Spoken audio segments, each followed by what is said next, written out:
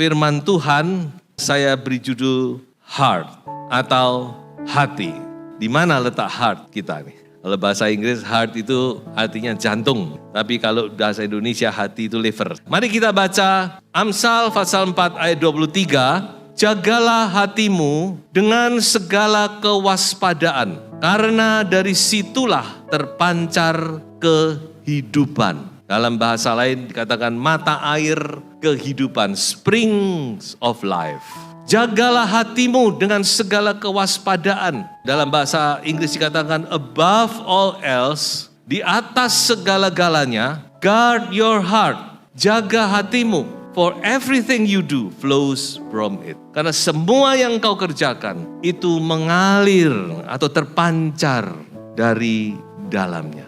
Kau harus menjaga hatimu melebihi dari yang lain-lainnya. Tidak salah kita menjaga kesehatan kita, menjaga tubuh kita, menjaga penampilan kita, bahkan menjaga segalanya ya. Tapi firman Tuhan berkata di atas segala-galanya itu, di atas segala-galanya itu, ada satu hal yang kita harus jaga dengan baik-baik, yaitu hati kita. Mengapa? Karena dikatakan dari hati inilah terpancar kehidupan.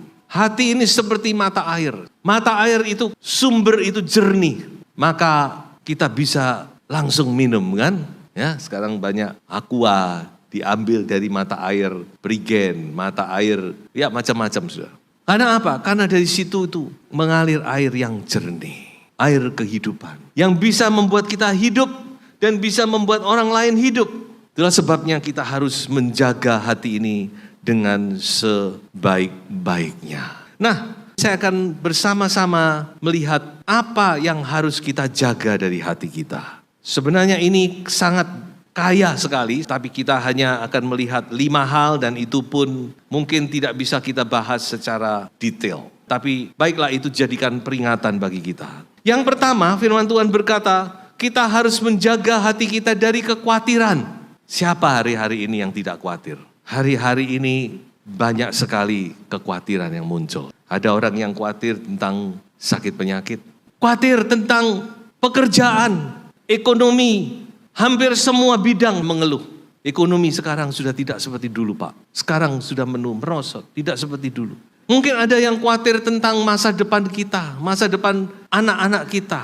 Kalau punya cucu, mungkin kita juga memikirkan masa depan cucu-cucu kita. Bagaimana nanti? Banyak sekali kekhawatiran. Tetapi kita tahu bahwa Tuhan Yesus sendiri dalam Matius pasal 6 berkali-kali berkata jangan kamu khawatir. Haleluya. Ada lagunya bukan? Jangan kamu khawatir, burung di udara, gimana? Dia pelihara. Jangan kamu khawatir. Tuhan mau kita, walaupun kita hidup di dunia ini, kita yang banyak masalah. Tapi Tuhan mau kita tidak dikuasai oleh kekhawatiran. Amin. Mengapa demikian? Karena kekhawatiran itu membuat kita lemah. Coba kalau sudah khawatir, lemah enggak? Pasti lemah. Aduh, kekhawatiran membuat kita tidak berdaya, kehilangan kekuatan. Bahkan kekhawatiran bisa membuat kita panik. Waduh, panik. Gimana ini? Dan tidak sedikit karena panik kita salah langkah. So itu mari kita mau menjaga hati kita pertama-tama dari kekhawatiran. Ya, bagaimana Pak? Saya nggak mungkin nggak khawatir ini. Coba kita lihat bagaimana firman Tuhan memberitahu kepada kita kalau kita khawatir. Coba kita baca ayat ini. Serahkanlah khawatirmu kepada Tuhan, maka Ia akan memelihara engkau. Tidak untuk selama-lamanya dibiarkannya orang benar itu goyah. Ada amin saudara? Haleluya. Serahkan. Ini sama dengan 1 Petrus 5 ayat 7. Serahkan khawatirmu. Yang artinya cast. Lemparkan itu. Berikan kepada Tuhan. Ternyata Tuhan itu mau menampung kekhawatiran kita. Amin. Satu ayat lagi di dalam Filipi 4 ayat 6 sampai ayat yang ke-7. Janganlah hendaknya kamu khawatir tentang apapun juga. Tetapi nyatakanlah dalam segala hal keinginanmu kepada Allah dalam doa dan permohonan dengan ucapan syukur. Damai sejahtera Allah yang melampaui segala akal akan memelihara hati dan pikiranmu dalam Kristus Yesus. Katakan amin, haleluya, haleluya. Yang kedua dikatakan bawa dalam doa. Ya, yang tentu berkaitan dengan tadi, serahkan. Artinya kita dalam doa kita menyenangkan kekhawatiran kita. Bawa, saya belajar demikian. Kalau khawatir saya datang kepada Tuhan. Saya katakan Tuhan tahu segala-galanya. Apa yang saya takutkan, apa yang saya khawatirkan. Pendeta juga bisa khawatir loh, saudara. Pendeta juga bisa takut. Bagaimana ini? Tentu ketakutan kita mungkin sedikit lain dengan saudara. Ketakutan, kekhawatiran kita mungkin lebih banyak kepada kerjaan Tuhan, pelayanan. Tetapi saya belajar di saat saya merasa khawatir, di saat saya merasa takut, saya datang kepada Tuhan. Saya pegang firman-Mu, serahkan, nyatakan dalam doa. Dan apa yang terjadi? Damai sejahtera Allah yang melampaui hati dan pikiran manusia itu datang di dalam kehidupan kita. Amin. Mari jangan khawatir, tapi bawa itu dalam doa. Serahkan kepada Tuhan. Yang kedua adalah kekecewaan. Yesus berkata di dalam Injil Matius pasal 11 ayat 6, dan berbahagialah orang yang tidak menjadi kecewa dan menolak aku. Coba perhatikan. Dan berbahagialah orang yang tidak menjadi kecewa dan menolak aku. Mengapa kita harus menjaga hati kita dari kekecewaan? Karena kekecewaan itu bisa menimbulkan apa? Penolakan. Kalau bicara kekecewaan, itu pasti pernah kita alami. Pasti. Entah kepada orang lain, entah mungkin kepada suami atau istri kita. Saudara pernah nggak kecewa kepada pasangan saudara? Jujur, sedikit banyak pasti pernah. Mungkin ada di antara kita saat ini yang kecewa kepada pasangan hidupnya. Tapi memang selama kita di dunia, bayangkan saudara, ini Tuhan Yesus sedang berbicara tentang Yohanes Pembaptis. Orang sekaliber Yohanes Pembaptis bisa kecewa kepada Yesus. Kalau Tuhan Yesus ngomong gini pasti ada latar belakangnya, bukan? Dia berkata, berbahagialah orang yang tidak kecewa dan menolak aku. Dia memberi peringatan. Rupa-rupanya Yohanes Pembaptis yang satu sedang dipenjara, mulai timbul kekecewaan kepada Yesus. Bayangkan, saudara. Kepada Yesus bisa kecewa. Jadi memang ya selama kita masih hidup di dalam dunia, pasti kita akan alami. Kenapa kita kecewa? Karena mungkin harapan-harapan kita tidak terpenuhi. Harapan-harapan kita mungkin tidak terjadi. Ya, saya ingin seorang suami yang demikian, Pak, tapi ternyata kok tidak. Suami juga mungkin begitu, saya ingin memiliki istri yang begini, Pak. Tadinya saya pikir dia begini, Pak, ternyata kok tidak, dan seterusnya. Tapi coba kita lihat lebih jauh. Coba kita melihat beberapa ayat, 2 ayat di atas daripada ayat yang ke-6 ini. Untuk kita mengerti bagaimana kita harus bersikap. Yesus menjawab mereka, pergilah dan katakanlah kepada Yohanes, apa yang kamu dengar dan kamu lihat. Perhatikan ini. Apa yang kamu dengar dan kamu lihat, katakan kepada Yohanes yang saat itu sedang dipenjara.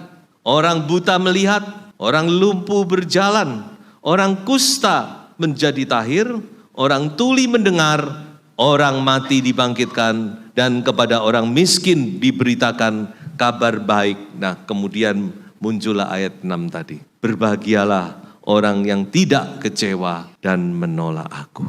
Saya memang merenungkan ya, kira-kira Yohanes Pembaptis ini kecewa karena apa? Coba kita belajar selalu untuk merenungkan lebih dalam firman Tuhan itu ya. Bukankah Yohanes Pembaptis beberapa waktu yang lalu dengan lantang dia berkata, lihat anak domba Allah yang mengangkut dosa seisi dunia. Itu Yohanes Pembaptis, satu-satunya yang menunjuk kepada Yesus. Lihat anak domba Allah. Saudara baca di dalam Yohanes pasal 1. Dia begitu lantang, begitu dengan tegas. Dia berkata ini anak domba Allah. Tapi di sini kenapa kok dia seakan-akan sudah mulai kecewa. Bahkan dia mengutus murid-muridnya untuk bertanya, apa benar engkau Mesias? Nah, rupa-rupanya letaknya ada di ayat ini. Apa yang didengar dan dilihat. Saya perhatikan ya. Ini ada sesuatu di sini yang saya temukan. Seringkali kekecewaan itu muncul karena kita salah mendengar dan salah melihat. Jadi saudara, rupanya Yohanes Pembaptis di penjara. Dia mendengar sesuatu tentang Yesus. Dan dia mulai berpikir, kok begini? Gitu, bisa toh terjadi. Namanya orang di penjara. Bahkan dia mungkin melihat hal-hal yang lain. Salah atau mungkin melihat di sini bukan berarti secara fisik ya. mungkin salah persepsi atau salah pandang, mempunyai pandangan yang salah tentang Yesus. Makanya Yesus berkata, sampaikan kepada Yohanes, apa yang kamu dengar, apa yang kamu lihat ini sampaikan.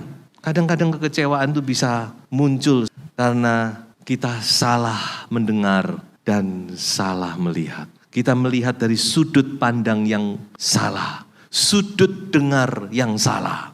Tidak ada istilah sudut dengar ya, tapi tidak apa-apa saya pakai aja. Dan itu sudah bisa membuat kita kecewa. Contoh yang lain yaitu Yudas. Kenapa Yudas itu menolak Yesus? Karena Yudas salah dari sudut pandangnya. Yudas salah sudut pandang. Dia berharap Yesus ini akan jadi raja nantinya.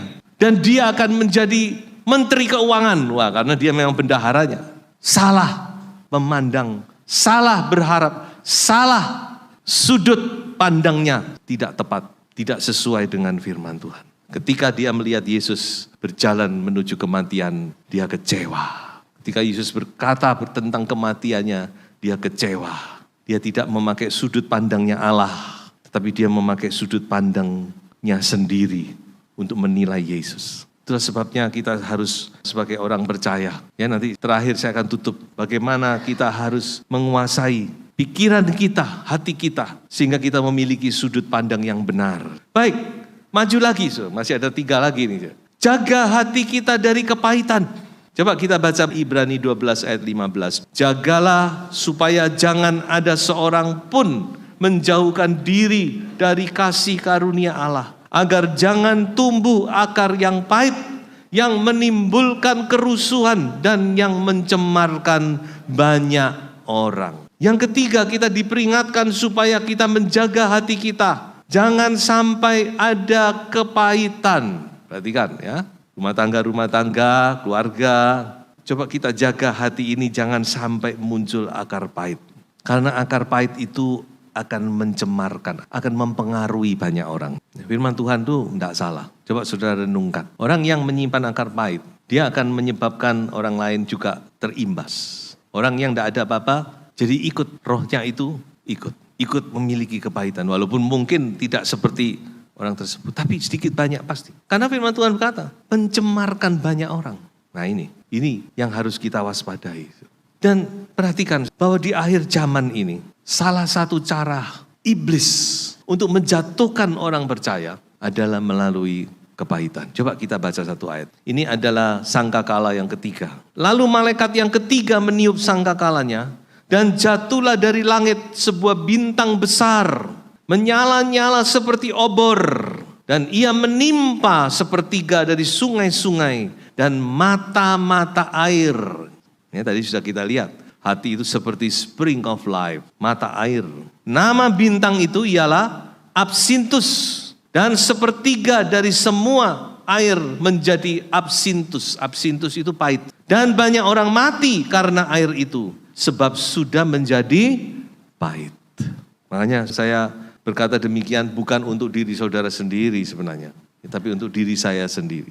Karena setiap khotbah itu firman Tuhan itu pedang bermata 2. Dia ke depan juga ke belakang. Saya juga harus menjaga hati ini. Terutama sebagai seorang hamba Tuhan, sebagai seorang gembala sidang. Jadi saudara kita harus hati-hati. Karena di akhir zaman sudah dinubuatkan. Kalau dalam pelajaran Alkitab yang saya terima dari sekolah Alkitab, Absintus ini tidak lain bicara tentang si tokoh antikris itu. Yang di sini diumpamakan seperti bintang yang tadinya menyala-nyala. Tapi dia jatuh dan membuat sepertiga dari sungai-sungai dan mata-mata air itu menjadi pahit. Sehingga banyak orang yang mati. Di sini tentu mati secara rohani. Makanya kita harus menjaga hati ini. Bagaimana menjaga? Sebelumnya sudah, ini satu cerita ya. Bagaimana di dalam Keluaran pasal 15 bangsa Israel. Dia dalam keadaan haus, ingin minum air. Lalu ketemu mata air. Waduh senangnya luar biasa. Tetapi ketika diminum airnya itu pahit, nggak bisa diminum. Makanya tempat itu disebut Mara. Mara itu artinya pahit. Dan Tuhan berfirman kepada Musa, nggak usah bingung Musa. Ambil sepotong kayu, lempar. Maka dikatakan air itu menjadi manis. Kayu itu bicara tentang salib. Masukkan, lempar ke dalam hati kita. salib. Makanya tadi di ayat tadi dikatakan, jangan kamu menjauhkan diri dari kasih karunia Allah. Ingat kasih Tuhan. Kasih yang sudah dibuktikan di atas Kalvari. Kayu salib yang bisa membuat setiap hati yang pahit menjadi manis. Mari, jangan tolak kasih karunia Allah. Paulus berkata, aku tidak mau menolak kasih karunia Allah. Baik, kita maju lagi kepada yang keempat, yaitu jaga hati kita dari ketidakpercayaan. Waspadalah hai saudara-saudara, supaya di antara kamu jangan terdapat seorang yang hatinya jahat dan yang tidak percaya, oleh karena ia murtad dari Allah yang hidup. Ini ada satu hati yang seringkali kita anggap sepele, yaitu tidak percaya. Tapi dalam firman Tuhan, tidak percaya itu satu dosa yang atau hati yang jahat. Kalau dalam bahasa Mandarin dikatakan pusin, sin itu hati yang jahat. Pusin itu tidak percaya. Jadi hati yang jahat dikarenakan tidak percaya. Itu maksudnya. Jadi ternyata ketidakpercayaan itu satu hal yang dipandang Allah sesuatu yang jahat sebenarnya. Saya tidak bisa bicara banyak, tapi saya jelaskan ini di sekolah Alkitab tentunya. Mengapa kok tidak percaya itu jahat? Bahwa dikatakan hati yang jahat karena tidak percaya. Karena apa? Ketidakpercayaan itu bisa membuat orang itu menjadi murtad.